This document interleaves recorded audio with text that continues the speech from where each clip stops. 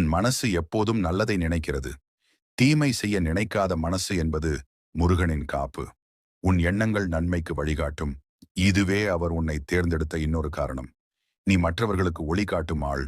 உன் வழியே பலர் முருகனை அறிந்து கொள்ளப் போகிறார்கள். அதற்காகவே அவர் உன் வாயில், உன் இதயத்தில் அருளை கொடுத்திருக்கிறார்.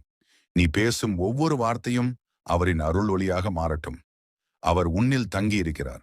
உன் பிரார்த்தனை, உன் நெஞ்சம், உன் கண்ணீர் எல்லாம் அவரின் அருள் பிணைப்பே. முருகன் உன்னோடு பேசுகிறார். கனவாகவோ, அடையாளங்களாகவோ, இசையாகவோ. நம்பிக்கை மட்டும் வைத்திரு. அவர் உன்னை தேர்ந்தெடுத்தார் என்பதற்கு காரணம் நீ அவரின் குழந்தை. முருகனை நம்பினால் வாழ்க்கை ஒருபோதும் இருள் காணாது. அருள் பெற விரும்புகிறாயா? முருகன் பெயரை தினமும் 7 முறை சொல்லுங்கள். அவன் உன் வழியில் ஒளியாக வந்து நிற்பான். ஓம் சரவண பவ.